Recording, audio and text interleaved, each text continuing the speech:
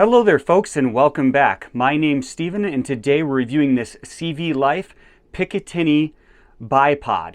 Now this bipod is the 6 to 9 inch version, meaning it can be extended from 6 to 9 inches in height. It features hardened steel construction and aluminum components. It has a hard black anodized finish, so it's scratch, abrasion, and corrosion resistant. It also features 5 position adjustable leg lengths that are spring loaded, as well as it has a quick return leg that is also spring tensioned. It features removable rubberized feet, and they are held on with a metal roll pin. The metal roll pin can be punched out so that you can put on spiked feet, aftermarket feet, if you like. However, I haven't had any problems with these feet here. They are made of very durable, very hard rubber. They have nice ridges in them, so they're easy to grip onto different types of surfaces, and they're quite beefy. I haven't had any problems with them coming loose or turning on me or anything like that.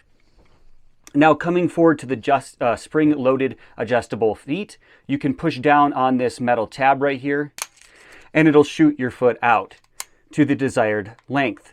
Now, if you want to adjust it back to a certain height, you simply hold in the button and move it to the desired slot on the leg itself. When you want to return it all the way in, hold down the button, push down firmly, release the button, you'll hear a click and it'll stay in place. Now on other bipods, I've had problems with the legs not extending or collapsing when under heavy recoil or heavy pressure. And we're going to test that a little bit later in this video to see if that happens. I've had several CVLIFE bipods on many of my budget builds, and I can tell you I haven't had those problems with CVLIFE bipods. I'm not saying it doesn't exist, it just hasn't been my experience. The construction of this is all held together with Allen head screws, and as far as I can tell, there's literally no plastic components on this except for like the rubberized feet. So all metal construction. On other bipods in this price category, I have seen where they have plastic components. I forgot there is a little bit of high density like neoprene foam right here that holds the Picatinny adapter to the bipod base or mounting bracket area, and that's very nice quality as well. Let's go ahead and push down the foot right here and the other foot. They have a very nice positive engagement there. They come down very strong and hard. And it would be positioned in such a way that you can load your bipod with pressure on the shooting range, either prone or on a bench. And let's see if I can crank down on this. All right, there's no give whatsoever. They're not breaking or anything like that. There's very little slack in the legs. There's a little bit of flex horizontally, but not any more than a Harris bipod. One thing to note is the springs are not covered with a rubberized sheath. Some of these bipods do come covered with a rubberized sheath to protect that spring.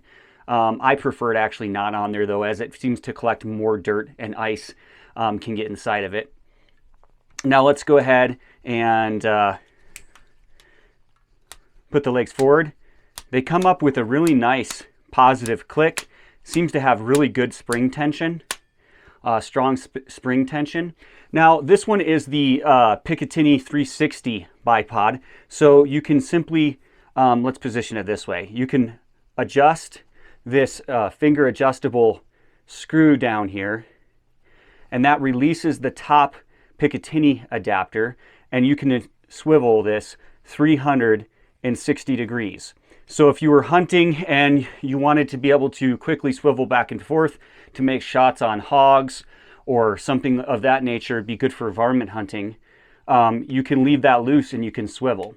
And then you can tighten that down with finger tightness and it locks it firmly in place. And there's not really any give to it. It's pretty darn firm. When it's locked in place, you simply can use this finger adjustable knurled metal knob here to tighten it down to your standard width Picatinny rail. So Overall, at its price point, I don't think you can beat this bipod.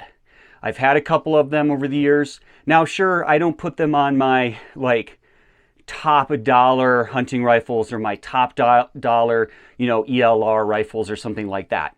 But at the end of the day, the ones that I've had have been sturdy, held up, and have done a great job. The one downfall of this, and the reason I wouldn't put this on a long range rifle, this particular model, I wouldn't put on a designated rifle for target shooting, is because it doesn't have a cant feature, meaning it can't cant in this orientation so that you can quickly acquire a level bore when shooting ELR or long range.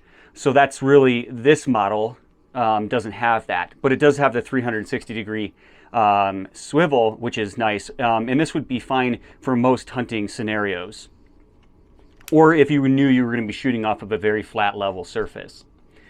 Another thing this doesn't have that some other bipods has, it doesn't have the little finger adjustable screw here so that you can tighten these in a custom position.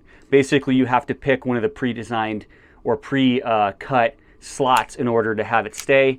And one thing to know is when it is fully extended, there is quite a bit of play in the leg. You don't have a thumb adjustable, finger adjustable tightening screw. Some bipods have that in addition to this, and that way you can tighten it down and take that play out. This does not have that. But like I said, at its price point, this is a hard bipod to beat in quality and durability. Let's go ahead, and I'm going to be using this scope base actually to kind of show you guys how this goes on. Think of this as the rail on your rifle. You're going to put it on there, tighten it down, make sure it's in one of the slots on your Picatinny rail. And I gotta say, it holds in there pretty sturdy. It's not coming loose or anything like that. See if we can load this thing forward. Get a little bit of flex, but not much. Not really any more than a low-end Harris. So definitely a great option. Go ahead and check them out.